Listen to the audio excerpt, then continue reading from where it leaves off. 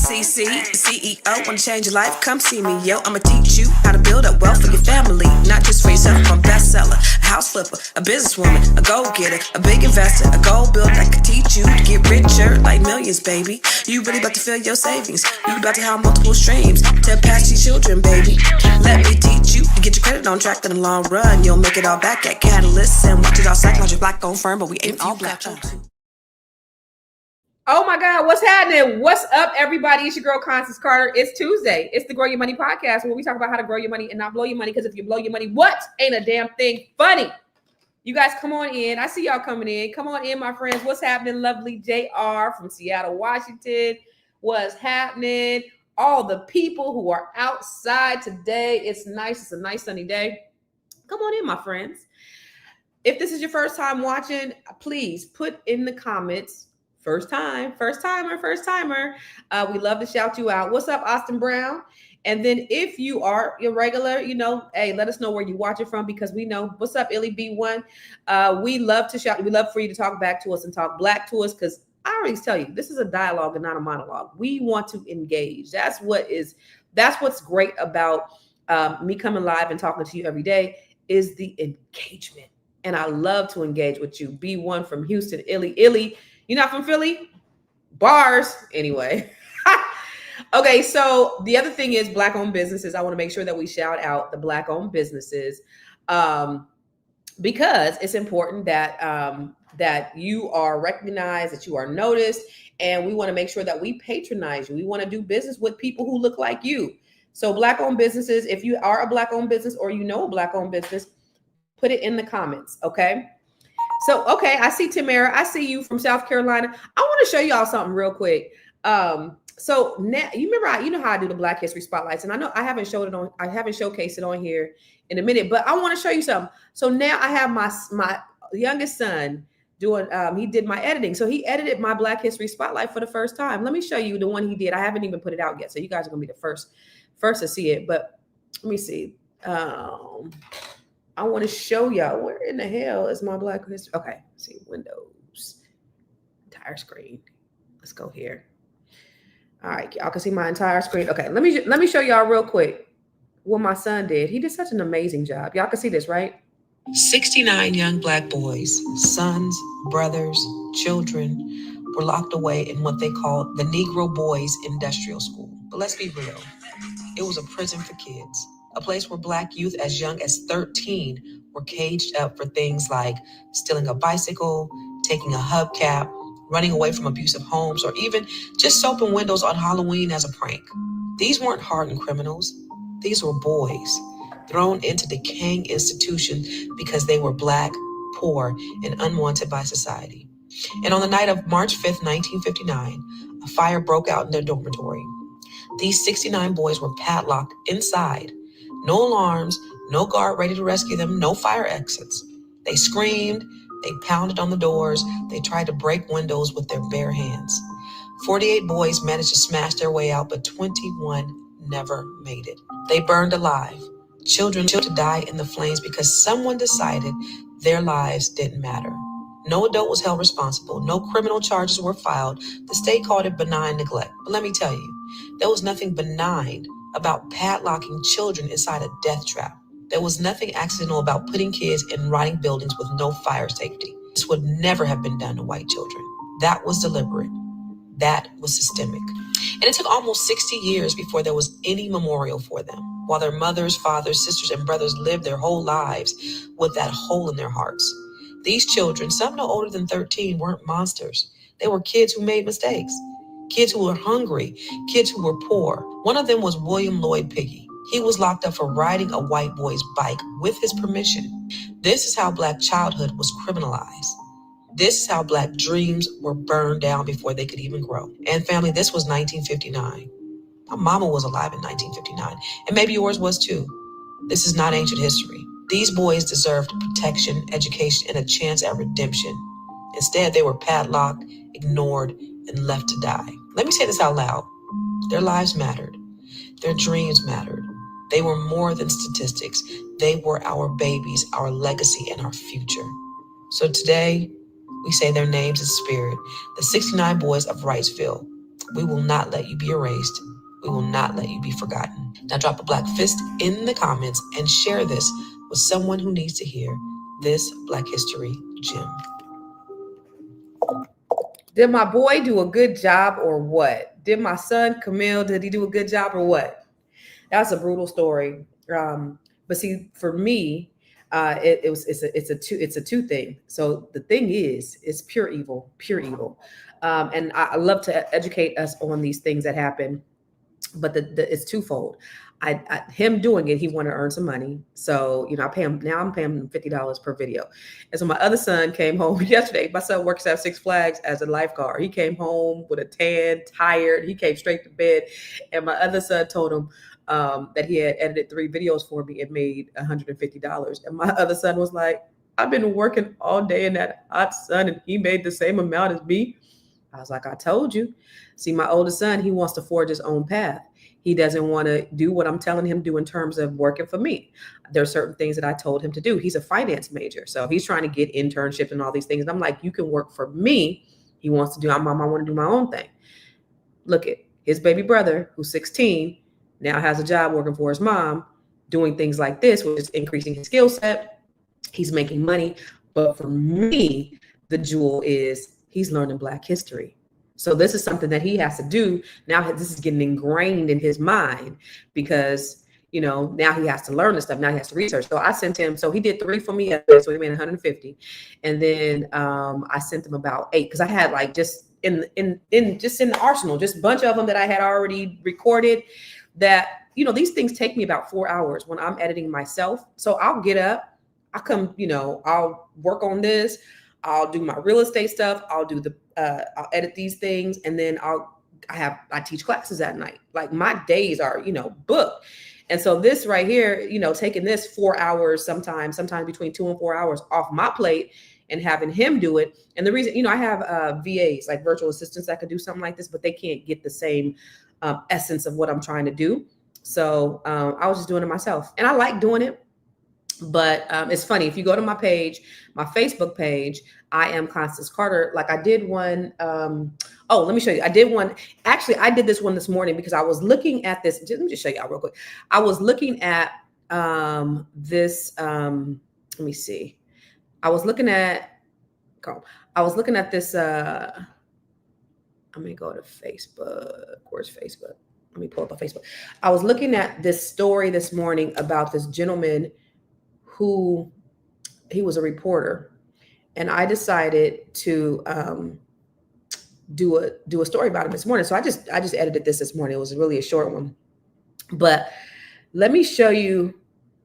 You got to see the comments when I'm talking about Black people, Black excellence. You got to see these trolls that come in here. I call them roaches that come in here and they talk shit about Black on Black crime, which has nothing to do with what I'm talking about. I didn't. Okay, so this was the one I just did this morning. This is Alex Wilson, a courageous Black reporter with the Tri-State Defender who traveled to Little Rock in 1957 to tell the story of our children, the Little Rock 9, simply trying to go to school. For daring to tell the truth, he was brutally beaten by a white mob. And let me tell you something. My parents are from Arkansas. Those same angry, hateful faces that you see right here, they didn't disappear. They didn't die off. They've been laying dormant for decades. And in this political climate, they've come roaring back. The same rage that tried to crush our dreams in 1957 is showing its face again today. History ain't the past, it's the present. So stay woke, stay ready, and stay strong. Now drop a Black fist in the comments and share this with someone who needs to hear this Black history gem. So I just did that one this morning, right? I was looking at an article and I wanted to just correlate the people back then to the people today, right? And so I posted it this morning. It's already got several thousand views. But if you look at like the comments from, now this man want to tell me about Black on Black crime and all this stuff. So it's funny because anytime, if I'm just talking about Black excellence, or if I'm talking about things that Black folks have endured, you will always have these roaches that will come on my page and talk about Black on Black crime. When you talk about the things that they do, and I'm like, That argument is tired. It's wag. Y'all, either if you seen black on black crime, you probably live in these crime ridden areas. So go away, Roach, or you're probably looking at Fox News, but it's not the reality. But they get mad then if I say, hey, it's some black excellence out here, black people doing this, and they doctors and lawyers, these motherfuckers will still say, and what about black on black crime? So these are the types of people that still are in the country, that are your police officers, your judges, your doctors. These people are people that are running they're MAGA. They're they're in politics. They're still here. They didn't go anywhere. They're still here. So just so you know, they are still here.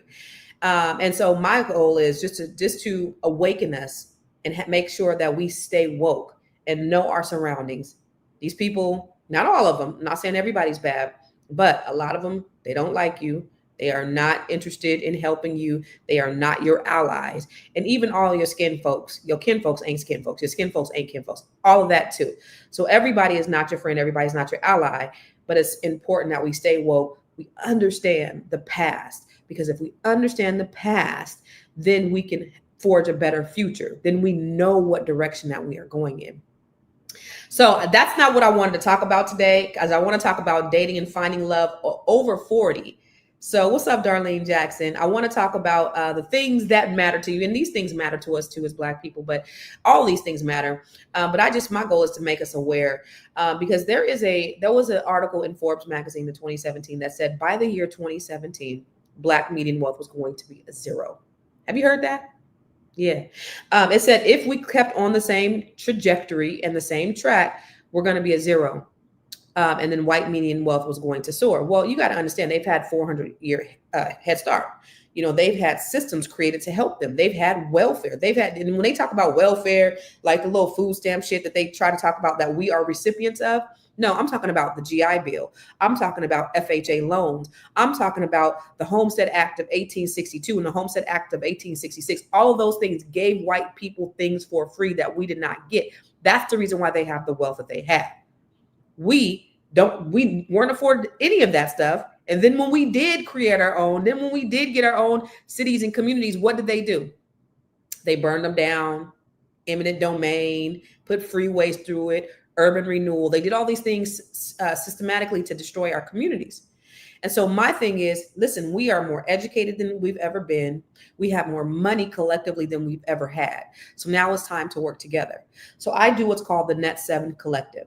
And the Net 7 Collective is a group of women from all over the country and even internationally that have one goal, and that is to increase our net worth, and that is to spread it amongst our community so that we can close the wealth gap holistically, mentally, physically, spiritually, all over, because wealth is not just about money. It's about, your mind, body, soul, and spirit. And so the Net 7 Collective is an amazing community of women that I coach. But also along with that, we are bringing Net 7 to communities all over the country. So we have about 18 or 19 cities that we are bringing Net 7, the Net 7 nations to specifically. So this is for everybody to join. So if you want to tap in, if you are looking to increase your net worth to over 7 figures, if you want to be around like-minded Black women, if you want to just grow your wealth and your health and everything, right? If you want sisterhood, if you want everything that you want is right here inside the Net 7 Nation. So we are opening up spots for people to join the Net 7 Nation, early adopters. And if you don't know anything about it, let me just show you really quick. There's nothing like being around women who see you, who support you, and who genuinely want to see you win. This is what Net 7 is all about. We celebrate each other, we build each other, we rise together. We're not just creating connections, we are creating legacy through wealth, through healing, through purpose, through real sisterhood. This is the nation. This is the movement. This is Net 7.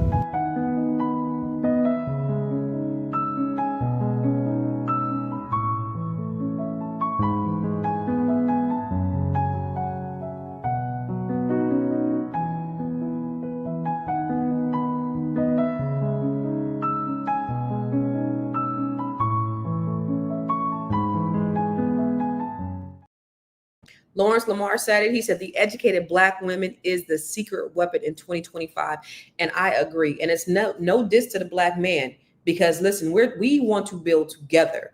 But there's an African proverb that says, when you teach a man, you teach an individual, but when you teach a woman, you teach a nation. And that's the reason why we are here. So if you want to be a part of the community where we are pouring into each other, it is a reciprocal, inspirational, motivational, transformational group of women. But if you come, don't just come expecting to receive, come expecting to give. Okay. So go to net7nation.com if you want to join us. And this right here is just, just a form, because we're actually building out our back end right now. So we're just taking people who are interested in it, and then we'll let you know. We have over, like I said, 17 cities all over the country. We have Baltimore and Prince George's County and DC, Stockton, Sacramento, Houston, Dallas, Philly, Atlanta, and a whole lot of other places. So we'll be in your city. And if we don't start, because these are just the places that we're starting, the inaugural places, we're going to be everywhere. So it's going to be great to see Black women that are really doing it. Speaking of Black women that are really doing it, I'm really excited because I got some of my Net 7 sisters here today, and two of them, the Net 7 ladies that are here, that are going to join this conversation with me, they're actually going to be chapter leaders. So you get to meet them right now. The first person we're going to bring out is Miss Kisana Acre. What's happening, lady? What's happening? Hey, girl, hey. Hey, girl, hey. I can tell you something about this woman right here. Kisana was in our first cohort, right? Yeah. Mm-hmm. Kisana was in cohort 1. And she is just an amazing, she's in HR. She's doing all these great things in the world. She's actually an do you got your book, Kisana? Locked and loaded, baby. She said, I'm not going to do it again. I'm not going to come out here again without no book. So she's one of the 17 authors in the book. We actually wrote a book together called Unbreakable. And her story is, oh my God, it's amazing. Her story is about how you built it, lost it, and built it and lost again. What's the name of your chapter? How to lose it twice. How do you lose it twice? How do you lose it twice and build it again? Mm-hmm. So she will be leading our Atlanta chapter, which I'm really excited about it. Mm-hmm. And let me tell you, so she's so quiet when we be on our calls. Child, we had our Net 7 getaway a few weeks ago. I know this one right here couldn't put the down, baby. Party animal. You hear me, dance battles and everything. You hear me. She's gonna be so amazing because she's fun, she's knowledgeable, she's smart, she's professional, she's all the things. And she will be leading the chapter in Atlanta. Yeah, ATL. In the ATL. So I'm excited about that. So as you guys are watching, make sure you share this out with your friends, with your family, because we're gonna get into it. So this is Miss Kisana, and then we have Miss Jahari. What's happening, Jahari? What's crack-a-lack and Big Mackin'? We can't hear you. Look at she's cute, but we can't hear you. Can you hear me now? Can you hear me now? No. Good morning. Good morning. I just want to say, when you were naming all the cities, all I could hear was ludicrous. I got different areas. In different areas. Okay. No, but not hoes, but some serious Black women doing some serious business, right? Right. 100%. So Jahari will be leading the Stockton chapter. And Jahari is a real estate professional. She's been in business for over, I don't know how long you've been, not the real estate business, but you've been a professional for 20, 30 years. Just wrote her first book, which I'm really excited about. She hasn't released it yet. So I'm not telling what the book is about, but these are the things that these women are doing, and all the things that they're doing.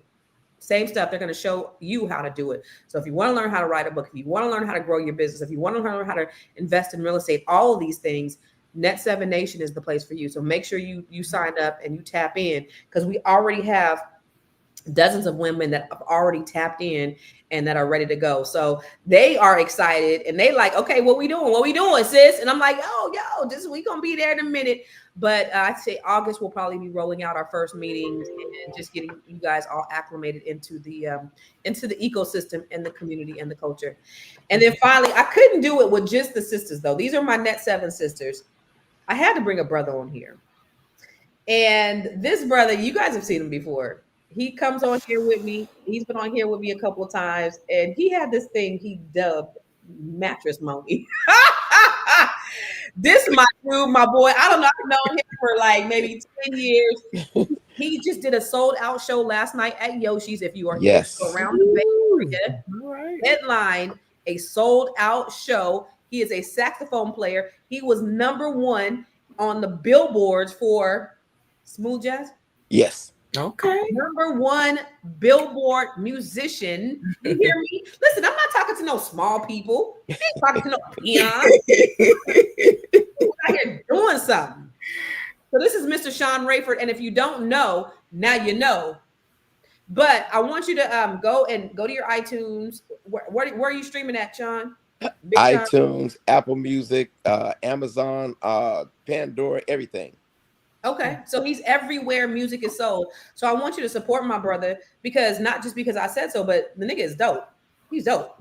So I've been listening. There's I'm a Cali girl, so I'm loving the shout out to 580 and Vallejo. Listen, Yes. I'm like, okay, I can feel that. You better put the Bay on the map, boy. You better put the Bay on the map. It was my tribute to my grandmother and my city, I which was love that. Vallejo. Always will be. And also, Constance, can you add to your Black History Month a place called Allensworth, California? Allensworth or Allensworth? Allensworth, California. When you read the history and find out about that place, it is, I will say this, Danny Glover did a documentary where he paid for it. He can't get anybody to show it. You won't see it on YouTube. Really? Oh, no. These, I think it's 4 or 5 Black men bought a city. And they actually had their own, almost like Tulsa, Oklahoma. They had their own banks, everything. Wow. And because they wouldn't sell, they took the trains from them. They had trains? They had a train that went through Allensworth. It was on the map. It's not on there now. Wow. It's typical. I mean, it's happening. Oh, yeah. They put arsenic in the water and shut it down so nobody can live there. Wow. And watch, I guarantee you, when I do a Black History Spotlight on that, we're going to have some roaches. I don't call them hoes. I call them roaches. Oh. I'm talking about black on black crime. Watch. I want to know how long it stays. I want to know how long it stays up. Yeah, that's how about that? Oprah Winfrey won't touch it. Tyler Perry won't touch it. Okay. Well, I'm gonna do it. Oh, they're gonna take it down. But I'll just tell you this: that they beat one of the men's that the son beat his wife and children, daughters in front of him, raped them, and set them on fire in the house. Oh yeah, wait till you look up Allensworth, California. I got my notes. Okay, let's shift the gears to something a little less depressing. Man, Sean always bringing the fire, right? Last week we had to watch that traumatic baby daddy, baby mama video. It's Sean bringing all this stuff. Sean taking us through all this stuff. So listen, y'all. Today we're going to talk Leave about it to the Black man. I'm trying to tell you something that I think many of our hearts. That's in many of our hearts, and that's finding love after 40. Listen, they say love is for the young, but I know better. Love is for the wise. It's for the grown. It's for the seasoned. We have some seasoned brother and sisters on here today. So whether you're starting over after heartbreak or stepping back into the dating world after raising your children, you need to finally prioritize your happiness because there is no expiration on love. So these ladies and this gentleman, we're going to break down some truths, some triumphs, some challenges of dating in this grown folk seasons of our life. So get your tea. I think, Jahari, you said I think you got your tea. I got my tea. Yeah, we about to have a real conversation. Okay. And if you're really looking to list your house, and I got my notepad because always good notes. Okay. No, sis. Absolutely. So let me ask you, let me start out with a question. Let me ask you guys this. Okay, so we're all single. So we don't have no people. Wait, Kamika was supposed to be on here. What happened to her punk ass? So we are all single. Her because she married now. She went and got married. She must have got married a couple months ago. But what do you guys think is the biggest myth around being single in your 40s? Because the myths are different from men and women, Sean. What people think about single women is different than what they think about single men. What would you say the myths are about single men versus single women? Me? I think that I think the whole thing, the love thing is because what happens with men, we just want to mattress money. Women want to get married, especially those over 40 for some reason. And I don't. Shit. Thank you, Jesus. There's a few of y'all. There's only a few of y'all that don't want to be married. But those that want to be, they have to be. It's like, no, I'm waiting on marriage. Why? Why? Okay. When I'm gonna tell you right now, on one hand, name 5 people that you know are happily married. I'll wait. 5 happily. 5 people. Happily married. I'm gonna wait. My Dawn I'm going to wait. 5. My Bessie Dawn and June are happily married. I'm not gonna ask 10. 5. I'll wait. You got 2 so far. Give me another one, Constance. Keep going. Dawn and June is one couple. Oh, you got one. Oh, yeah. Okay. All right. Well, give me 4 more. Y'all thinking hard. I got a couple. And listen, All right, you go. You got 5? I'm not naming names. No, okay, but you got. Do you have 5? Happily. Happily. I mean, happily is they you know what happy as is. happy, and I think these couples that I can think of are truly happily married. You know, 5. Yeah. And you are over 21. And because you're over 21, Harrison, I got nothing. That's all you can name. You know, it was hard. It was hard to come up with the 5. I had to think hard on who I truly feel is, you know. But the thing about it is, I don't know, like people I might think are not happily married might be happily married. Who am I to say? Like, everyone's standards are different. I though am, you know, I believe in all of that. So what are you saying happily is, or is it the butterflies and all that shit? Because listen, no, they get along. They're still hanging out like they were when they were dating. No, and that's a myth. That just doesn't exist. Yeah, a very long time, and there are ebbs and flows with your marriage. There are times when you are happy, and there are times when you're not. So you're not going to get everybody happy all the damn time. Like, they're going to have some issues. This is my boy Dawood. You need to be on here with us, Dawood, because he always has some really great dating advice, even though he's married. But we should have actually, Dawood, see if you can get on here, because I would love to get your opinion as a married man, because he always gives me men advice. But what do you think? What do you think are some myths? That a woman who's not married over 40 can't keep a man. Mm-hmm. That's a myth. A woman over 40 who's not married typically wants to be married. That's a myth. Oh, I could go down the list. It depends. And where are we looking from financial? Because a Black woman over 40 who isn't married financially is probably, you know, standoffish, more on her career. Like, I've heard all of those things. Like, I could go down the list. I've never been married, and I am over 40. What's a myth for a man? Oh, they think something's wrong. They think something is wrong. Like, okay, you're 50. You never been married. Like, maybe looking at you like, well, what's wrong with you? No, I'm saying what is a myth that people have for men that are not for men. Mm-hmm. Player. Yeah. Man, he has a stable. Like when I'm playing at night, like I played last night at Yoshi's, and I'm playing to people. It's an act. I'm an actor. I am an actor. I am googly eye playing. I just love to play. Oh, and they like, he flirting. Man. That men over 40 have to be divorced and broke. Man, I could go down the list on that way. Those I think it's like, different. I think when women are over 40 and they're single, because the first thing people say is, because people, people be talking shit to me all the time. I bet she ain't even married. I bet you ain't got no man. Like, that's the standard. Like, I have to, that is my, so if I had a man and I was unhappily married, then I would be winning in life. Like, what? So that's a myth, is that for women, if you ain't married, like, you ain't shit. And then for men, if they're over 40, they're not married, then yeah, they're players. They're happy. They're out there. And the reality is, y'all, that women who marry men live shorter lives, and men who marry women live longer lives. Men make more money when they're married. They live easier because they don't have to do as much. They live longer. Like, those are facts. But men often say marriage doesn't benefit us, when it really does, because you guys are the biggest benefactor of marriage anyway, but you guys want to act like y'all not. So that's men. What do we benefit? Thrive. What does a man benefit in marriage other than Mattress Mon?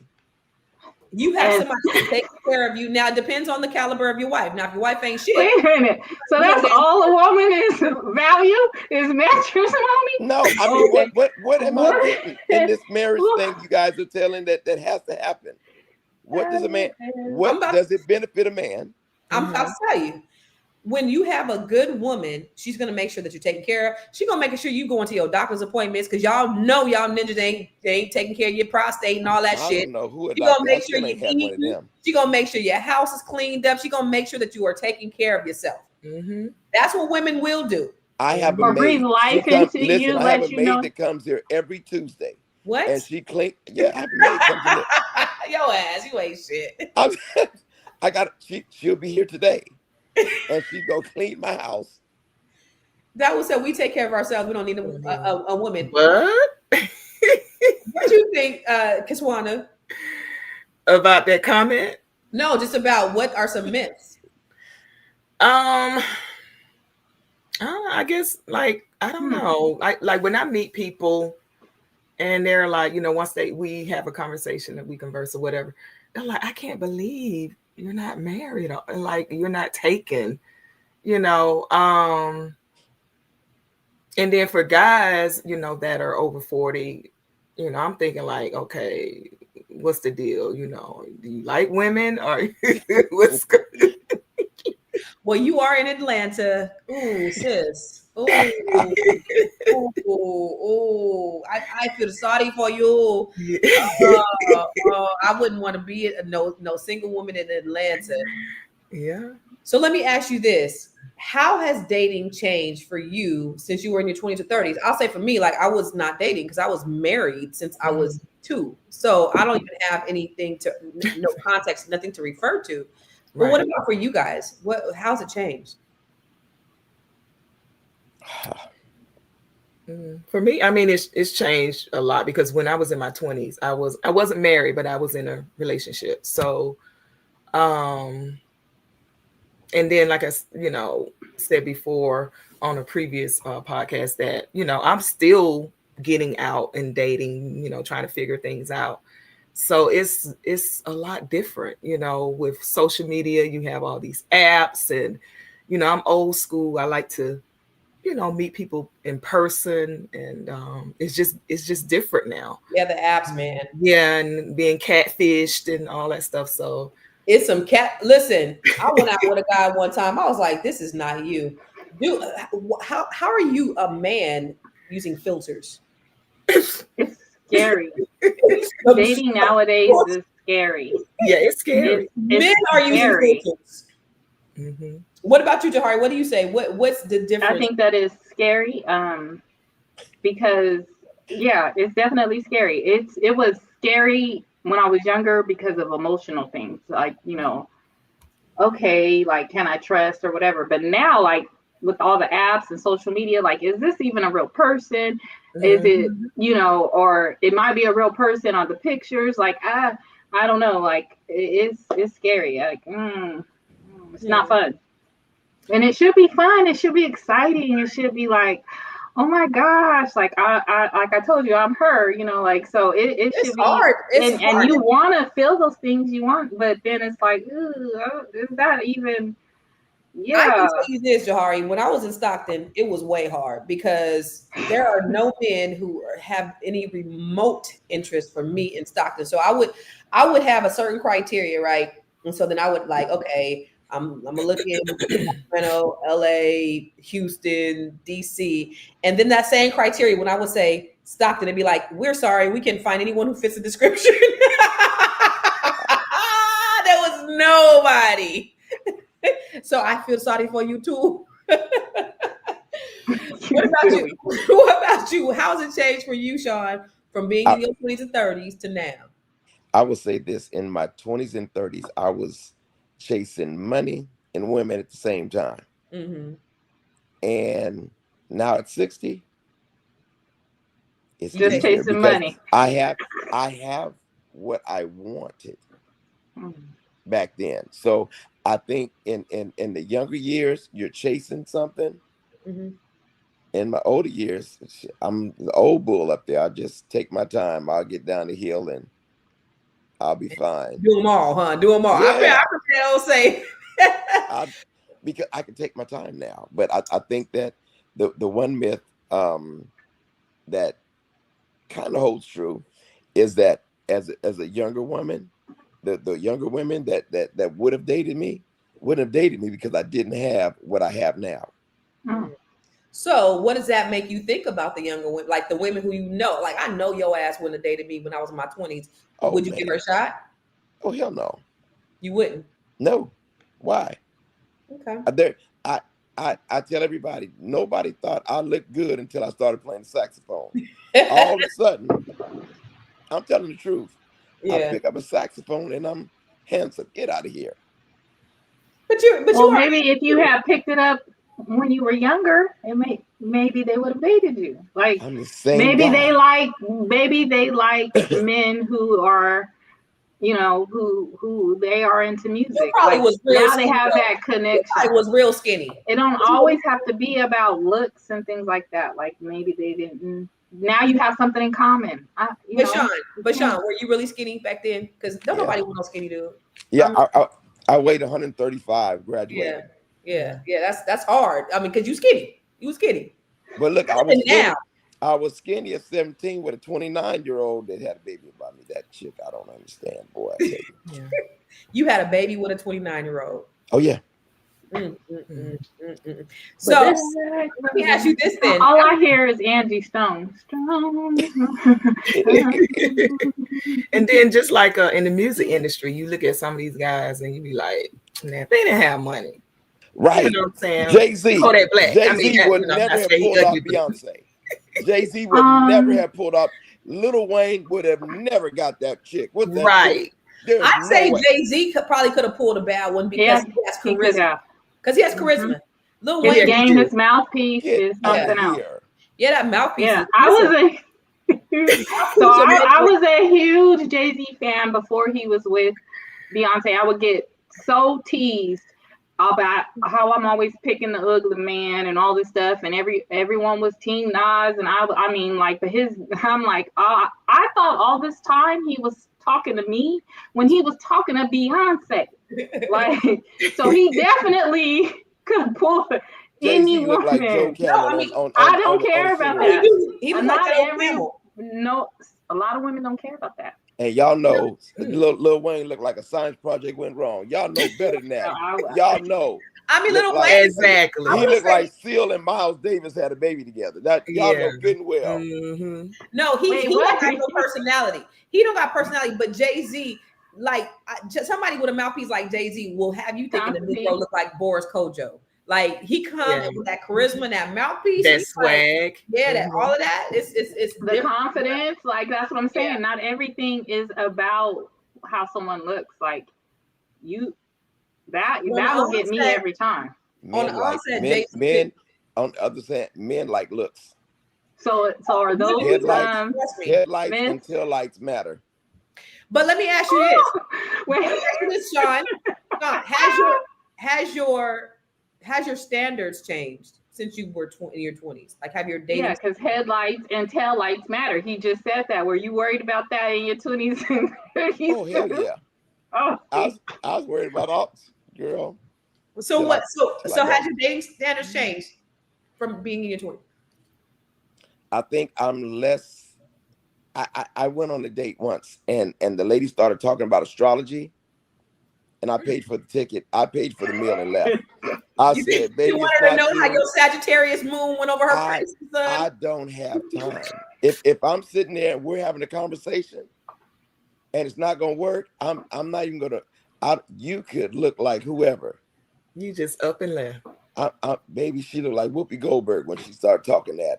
Oh no. I paid that meal, and thank you very much. I left out of there.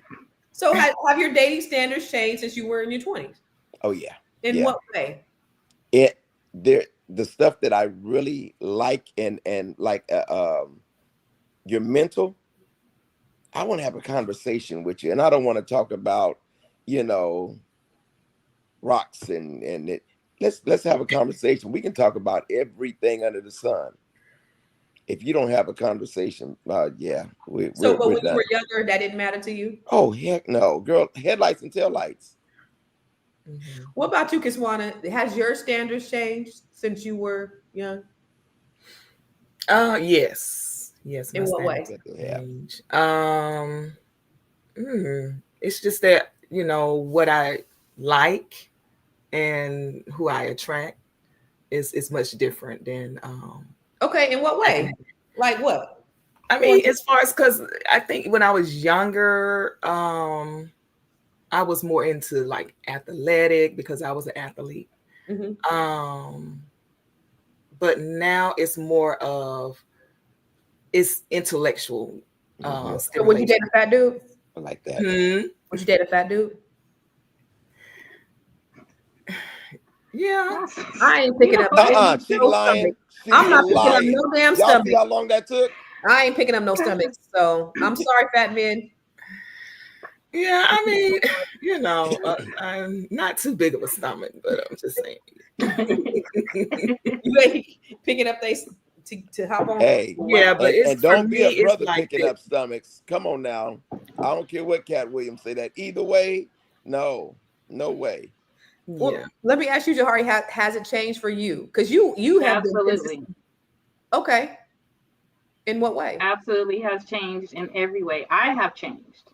Okay. So what I value is different. The qualities that I thought were important when I was in my early 20s have definitely changed.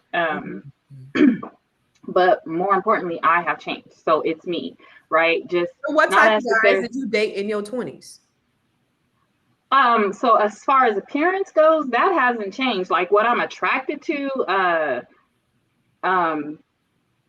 with my eyes, that hasn't changed. Okay. Like I'm gonna gravitate and look a certain way. So but once you have a conversation, conversation needs to be different now. Conversation, understanding, all those come before what my eyes gravitate to. So what kind of guys did you date when you were in your 20s, and what kind of guys do you date now? I didn't have a type. Like I liked brothers. I still like brothers. I liked and I I like intelligent men always. Yeah. Right. Men with ambition in some kind of way. Always. I've always been attracted to those things. Those things have not changed.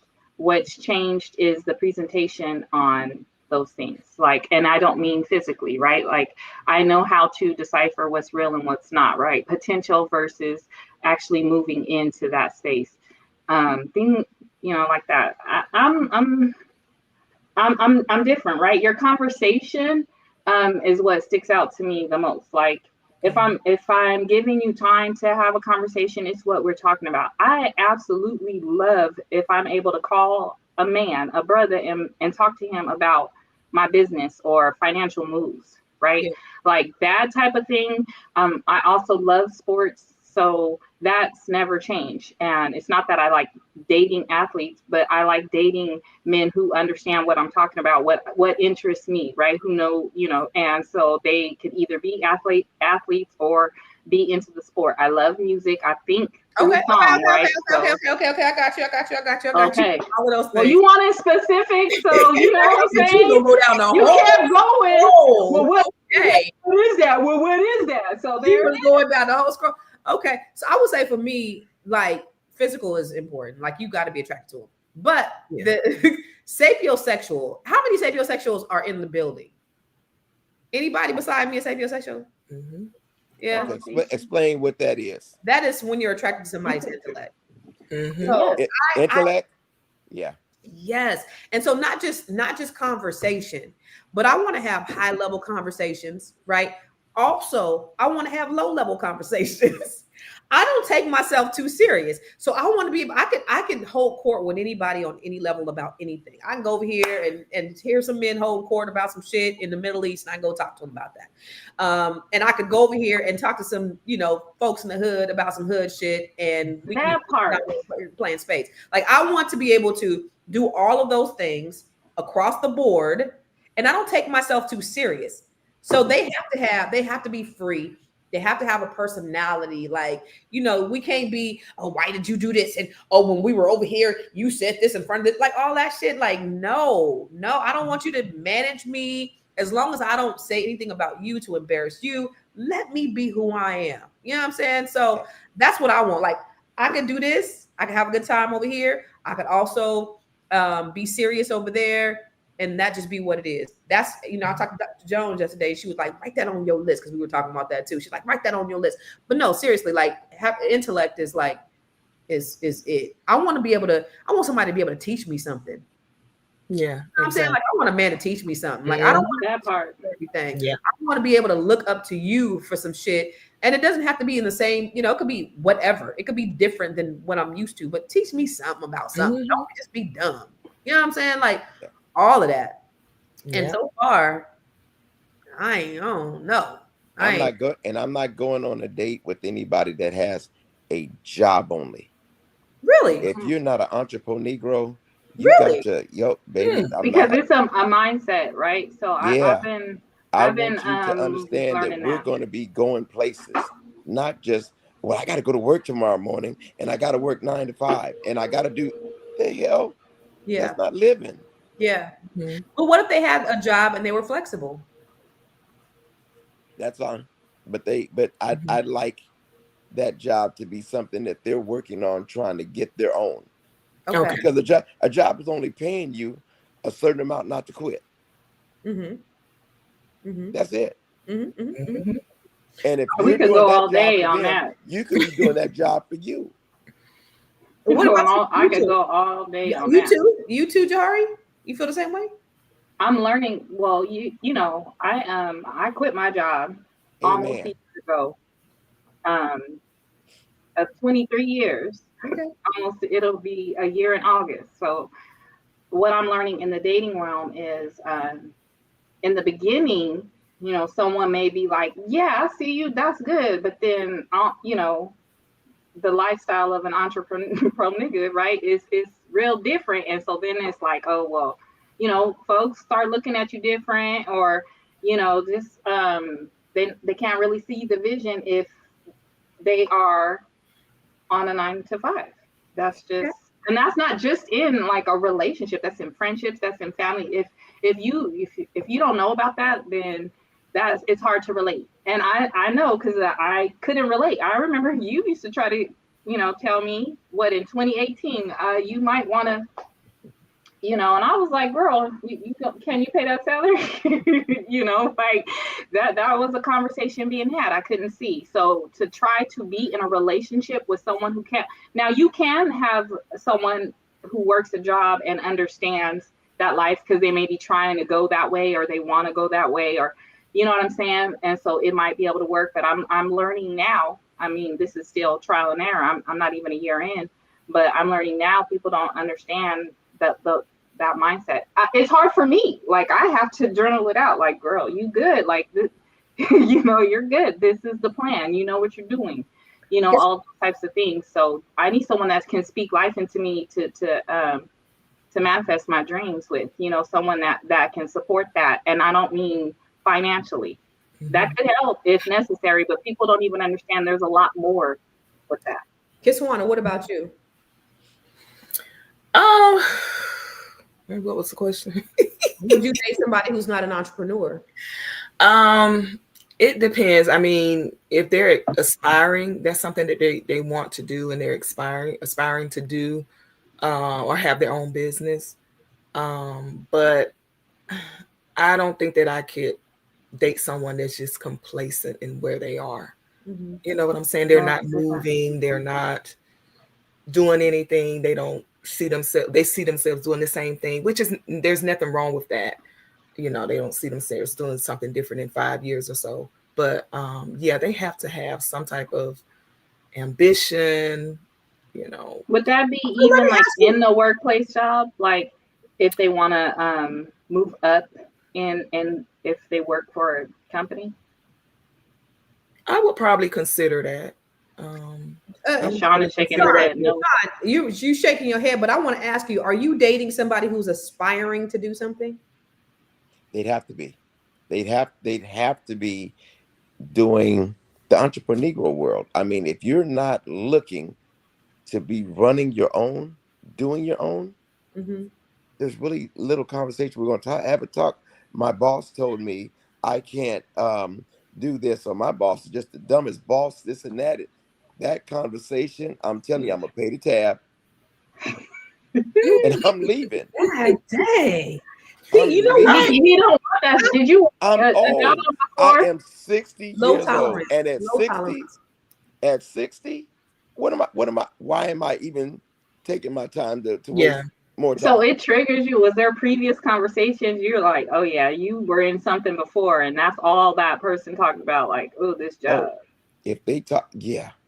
They come on. You know what you want about the people and the job and how. And I'm like, if you're say you're working at a daycare, why not start your own? You're making this daycare a lot of money. Mm-hmm. So I think differently than all of you guys, because I'm not closing my door to anything or anybody that is gainfully making money. Okay, you got to be making some money. I'm not doing that. You got to have a job. You got to have a job. You have something where you are bringing in some income. I think it's more around the mindset. First of all, I'm not dating. How much money though, Constance, do they need? Well, they got right. Well, they don't have to make as much as me. They don't. Can they be making $30,000 a year? No, they can't make less than 100,000. No. And we less than all. 6 figures a year. They have to. Sean, how many jobs are paying that to Black men? Here, most people make 6 figures where I'm at. Okay. But my house note is 6 figures a year. So you gotta but what I'm saying is in terms of like, I'm not shutting my door to anybody. I think it's more of the mindset. I'm not gonna be with anybody who's aspiring to be something. Like, nigga, if you 50 and you still aspiring or you still trying to make the band and shit, I'm not dating you either. I'm trying to be a rapper. What are you talking about? You already gotta be there, right? So if you are in corporate America and you're established, it has to be some like at some point in corporate America. Like if you're in corporate America, you have to have some type of flexibility on your job to where it's conducive to our lifestyle. So you need to have some vacation time. You need to be you need to be able to get up and go. Like get up and go. But I wouldn't say, oh, you got to be an entrepreneur. But we have to have some common core things going on where you understand me and I understand you. And hey, I'll go with you to your company picnic or your company, your Christmas. I don't know. I don't have a problem. I don't think that it's a bad thing for me. You just got to be accomplished in what you're doing. For me, okay. This conversation. So you're talking about running a daycare. Yeah, no, I'm not talking to a dude who's running a daycare. That's somebody who's in their 20s who's running a daycare or who's working at a daycare. Like I'm talking about a corporate executive man that I can relate to. That's where I'm at. I don't know. Okay, well let me use this example. It may not be a good example, but we all know Tyler Perry's story. You know, he was homeless, doing plays. So like if you meet somebody, now he's a billionaire. So but who knew that in the 90s? You know, he was in his 20s. Walking the streets of Atlanta could have passed the guy. If he homeless in the streets of Atlanta in his 50s, wait. What was y'all? Tyler Perry and Luther don't want y'all. That's why I said it may not be a good example. Yeah. I'm sorry. I'm not being with nobody who's aspirational or aspiring to do something in their 50s. Like if you haven't figured your shit out in your 50s, then you need somebody who's going to encourage you and motivate you and all that stuff and say rah rah. I'm not her. I got too much stuff to do. I got people that I got to motivate and coach. I'm not motivating a nigga that's laying in the bed next to me. I'm just not gonna do it. So you're not building a man. I'm 100. Thank you for saying that. I'm not a build a nigga type person. So, okay. Let me ask you this. So for women and men, what are some challenges in this age in midlife? Because I know that there are, it seems like, it's like, why did God do this? So in this age, we're at our peak, like sexual peak and all that stuff. And men are sort of on the decline. And so our peaks are matching younger men. So, would you guys date someone that's younger than you? Or like, what are some things that, why are you looking like that, Jahari? I'm just getting my notepad. Well, I mean, I would date a younger person. Really? How much younger? But it goes back to their mindset. I would find out she's going R. Kelly age. I would. How much younger? Oh my God. 40. Okay, you're 50, right? I'm 50, yeah. Oh, I thought she said 40 years younger. I was like, ooh, okay. No. I thought you talking about cougar. Jaguar. So you would date somebody 10 years younger than you? Yeah, and like I said, it goes back to what we were just talking about, their mindset, where they are in life. I'm not you playing video games all day, no. But they doing it at 50. Man. What about you, Sean? Would you date somebody super younger than you, like your daughter's age, or? Let me see. Mattress Mon can work as long as they're over 8. Let me see. Okay, so no, I think, yeah, 40 is probably about as young as I can go. Yeah. Yeah, I don't. Listen, what do you have in common? Because like we don't even be in the same era. Like I don't want to talk. I'm quoting good times. I'm saying your mama jokes, and how are you relating to me? I can't relate to that. Like you talk about what's happening. You talking about Raj rerun? I got that. Yeah, no Raj, no rerun, no rent. They talking about something that's totally different. You talking about what the Disney Channel and shit. Like I can't do it. Jahari, what about you? Would you date somebody younger? It depends on how much younger and mindset. I think that question is still. This is all a new process for me. I don't even want anybody a year younger than me. I want somebody in their 50s. I'm 49, and I want somebody a little bit older than me.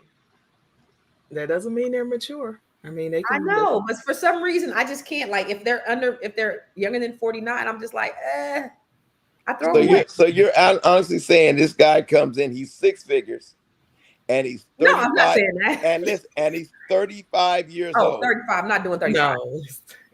Yeah, you're watching. He grew up on Hannah Montana. I grew up on Good Times. Like, we are not the same. You remember or whoever's out tonight. I grew up on Earth, Wind, and Fire. We are not the same. So when I say, instead of me getting the cougars because they too young, I got to get me a saber-tooth tiger, then I'm right then, is what you're saying. Well, what would you consider a saber-tooth tiger? 70 plus. Oh shit. What? Oh my God. You trying to break somebody's hip. But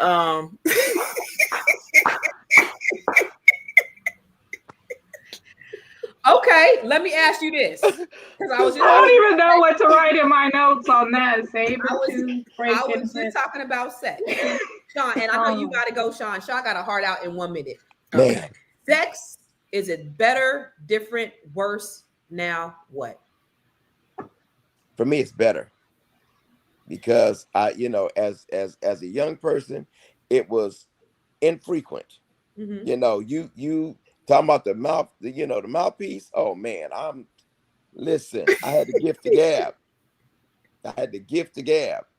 Now it's the older guy. Oh, your mouthpiece. Okay. Yes. You got me kind of. That was like Yeah. Oh, Okay. See, Connie went in the gutter. She went to the gutter. Yeah, you gotta be specific. Oh my Hey, gosh. Constance, but I do play a saxophone now, and it don't play unless Okay, you well, Okay. Okay, that but I'm was just a gonna good say, show for Let me check today. the flight but no, to it's easier as Sacramento. an older. It's easier as an older guy. Yeah, you threw me with that one. It's easy as an older guy. I think the younger, it's infrequent for Wait, guys. It was infrequent because you in between this one, that one, you got to keep talking up to get some. But when you get older, it's easier. So sex is way easier now. It's easier. Oh yeah, Why is it easier to get? I'm old.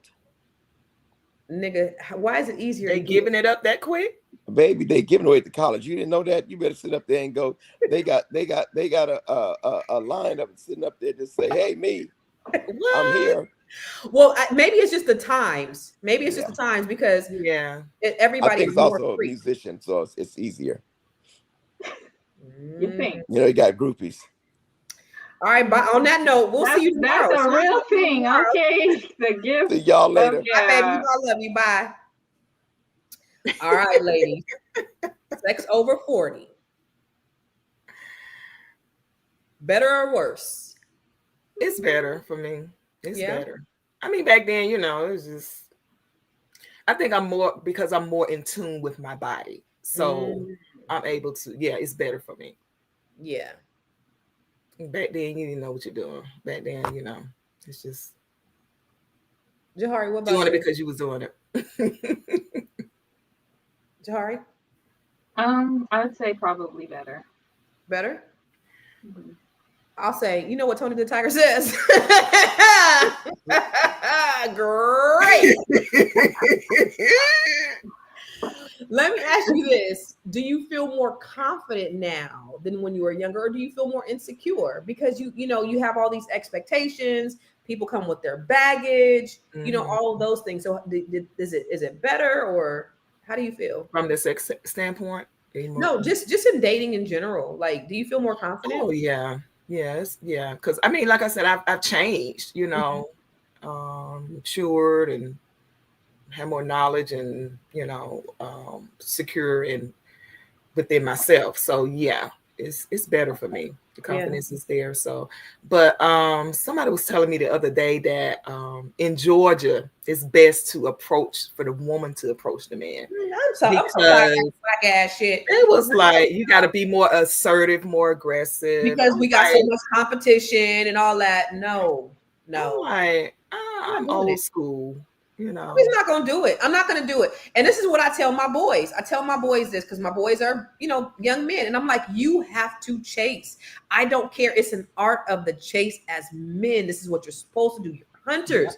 Don't wait for no girls to approach you. That's like a guy who waits for a girl to approach them. They have a period and they wear a tampon every 28 days. That's what I tell a man who is waiting on somebody to approach him. Like all I hear is crisscross. That's wickety, wickety, wickety. And then men who are that way and they lack the confidence, or they're afraid of rejection. This is what y'all bred to do. This is how God made y'all. What do you mean? Well, some men want a dominant woman. They want that type of woman that and I'm not gonna judge them. I'm not attracted to that. Like people think because, they see you, the way you move, that you're going to be that, you want to take the lead all the time. And so some men are attracted to that. Men, if you see me in the streets, holla, girl. Do you have like an issue, Constance, with guys approaching you? Because I know sometimes people say that for me, I can be intimidated. So you have the RBF. I do not. You have to work on your smile. See, you have the most beautifulest smile ever. When you smile. What you talking about, my rich baby? When you smile, Kisana, you have the most beautiful smile. And I told you, your smile, when you smile, you lit up the room. Mm-hmm. But when you're not smiling, you got the RBF. You guys Do I? Yes. I haven't noticed it, but Constance is kind of observant. She likes to point out things. I don't know. I do. I look at everybody, and so you have a beautiful smile. So I would see how a man could feel intimidated because you're probably not smiling. You're probably looking like, please don't bother me, please don't touch me. Yeah, probably so. Yeah, you got so when I have that face on, it's on purpose. I remember at church one day somebody told me that, I always seemed to look mean. They didn't know I was, fun. I was like, that's on purpose. Don't talk to me. But I be smiling.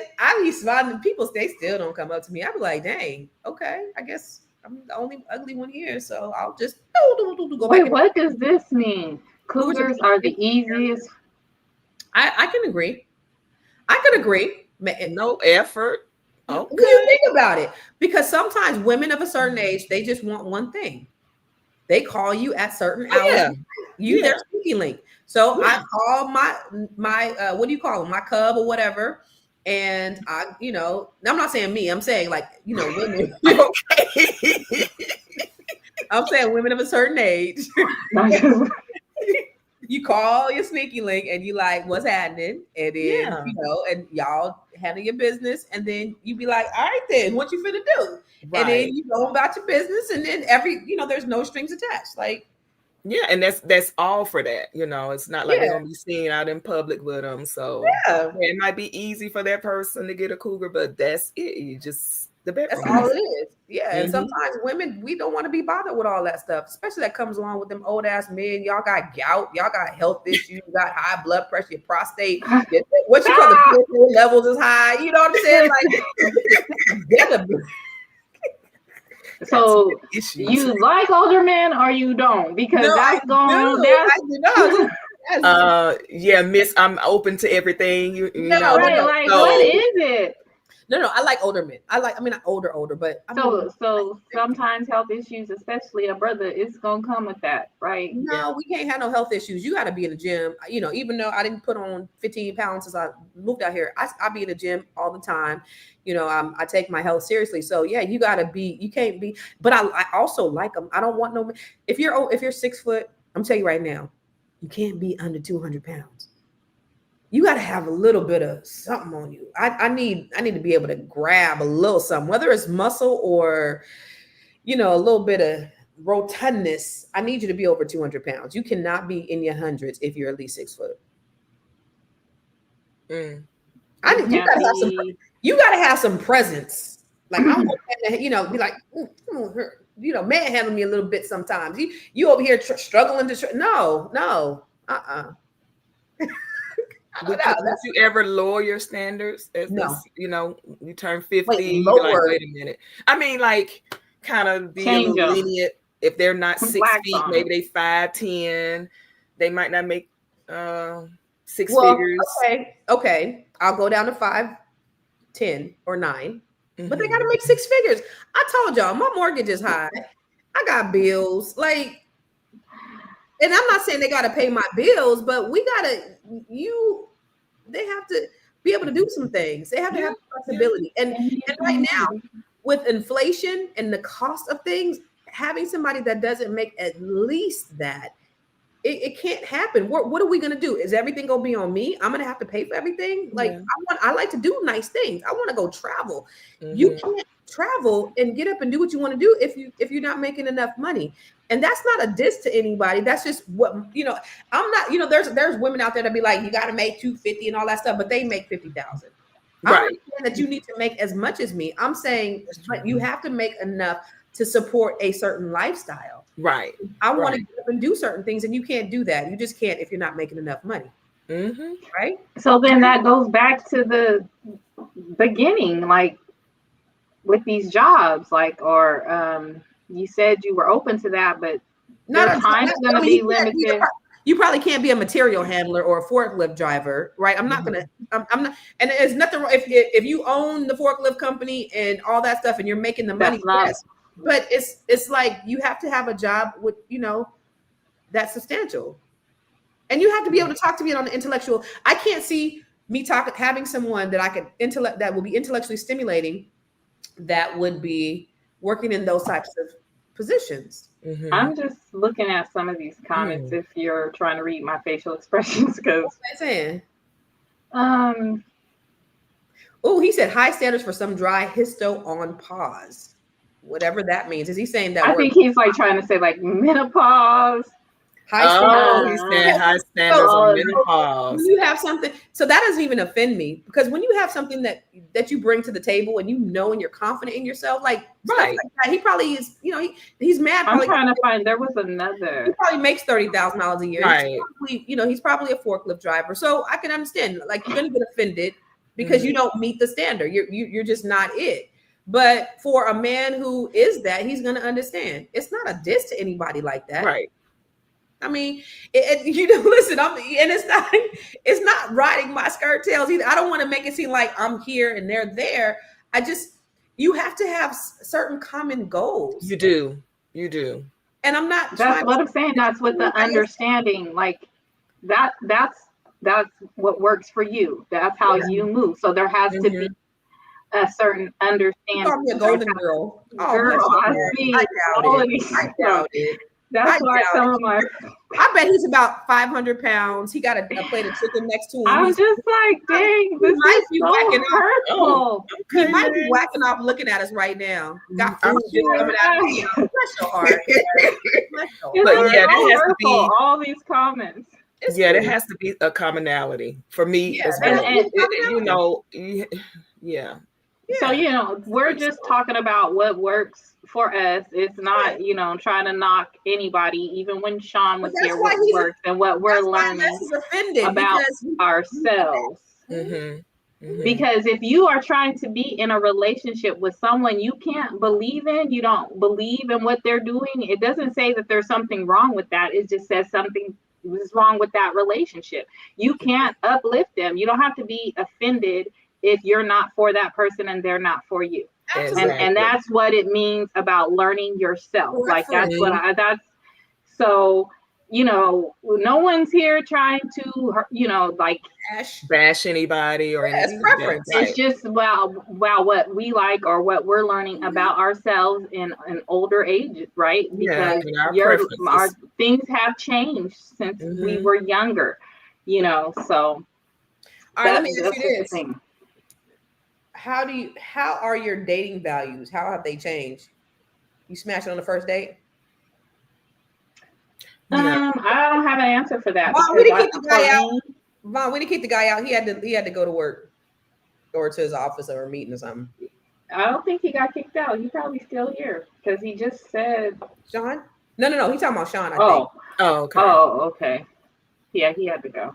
Yeah. I mean, you smashed it on the first date? No. I don't know. Sometimes I have had conversations with someone before, like for months before we go on a first date, because that's how they do in this dating world, right? Like we may have met and been places in the same place or whatever and had conversations, things like that. And so, if that's what I'm feeling like and I know them, then maybe because I feel like we have an understanding, right? So it's not about really the first date, 3 months in, whatever the case may be. It's where I'm comfortable at, and if I feel like there's an understanding. So with that being said, do you feel like it's harder to adjust when you've been single for so long? Yeah. In what way? You can go, John. Like, because I'm still learning. I'm still learning. So it's like, being single for so long and meeting people. Wait, how long have you been single, Kisana? Oh, I can't. It's for years. How many years?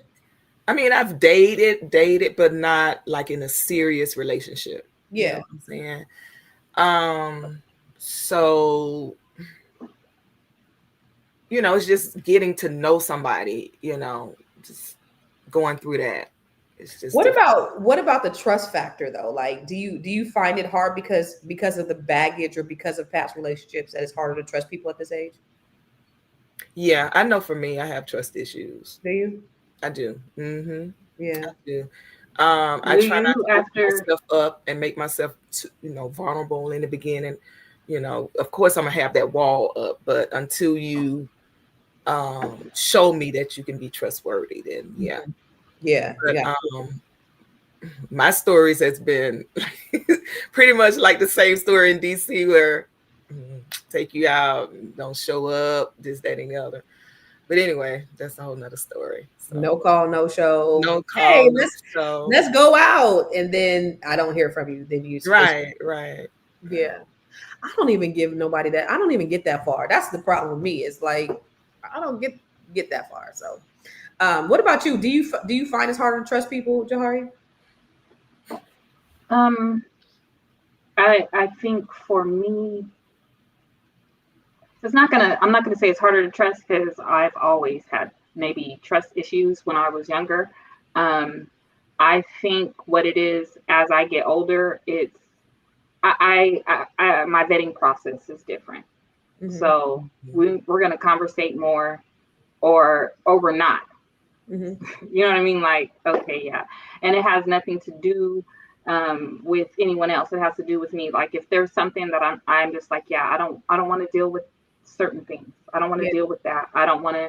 So I'm not even going to continue this on. I'm not going to try to put anyone in any kind of situation where feelings make it hurt. Right. Like, yeah, I'm not Don't going want to to take take nobody certain, home. Yeah. yeah, I'm not going to take certain steps with someone because it's not just about me, it's about them too. And where I feel like, yeah, this is something I don't want to pursue for whatever reasons. If I don't have Right. the time to put it in, to put the effort in, because previously for me, I wasn't putting in effort in relationships. I was focused on, other things, on career and my children type of deal. So now I'm at a place where it's like, you have to make sure you want to put the time in. So if it's someone that I'm not vibing with, or I just feel like I don't have the time, you make time for what you want to make time for. So if you feel like, dang, I'd rather do this than conversating with someone or spending time with a particular person, then I personally don't feel like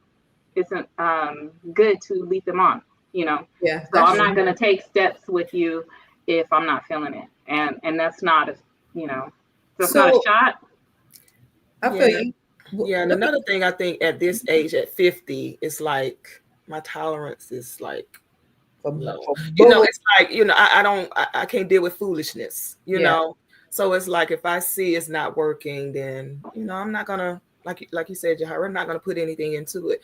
But when I was younger, if I really liked someone, I would, try to stick in there. But now it's make like it I'm work. 50, you coming at me corny, you a goofball. Yeah.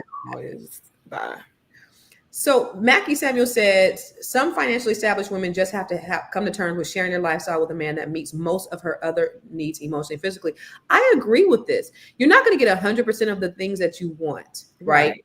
So would I prefer a man that makes as much as money or more? Absolutely. But my compromise is that they don't have to. But there's some other compromises too. They don't got to be 6 foot. They don't have all of those things are superficial. And those are things that oh, I'd like that. Those are extra added bonuses. But there's some hard line standards that I think that we have as women. So for you guys, what are your hard line standards that you have for dating a man? Like what are some musts? I need to be able to have a conversation. I need you to be confident in yourself, right? I need you to have something going for what you would, whatever it is, because I've learned that if someone is not secure in themselves and what they have doing or what they want to do and visions for themselves, they cannot see visions for you, right? So then it becomes an issue. To some of the things you were saying earlier, about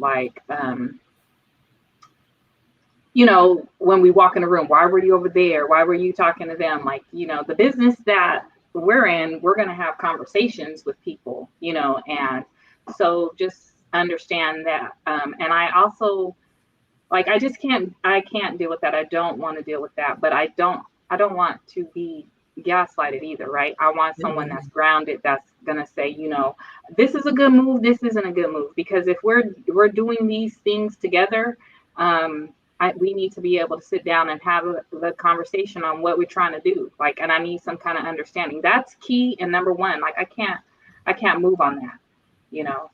But I need you to be confident in yourself and whatever you're doing. Have something going for yourself too. Mm-hmm. What about you, Kisana? What are some hard lines? And somebody asked, how do you define goofy and cornball? But what are some hard line things for you? Yeah, I would say we have to be, when Jahari was talking, I was thinking about equally yoked. You know, of course, if I'm confident in myself and I can't have somebody that's insecure. They have to believe in a higher power.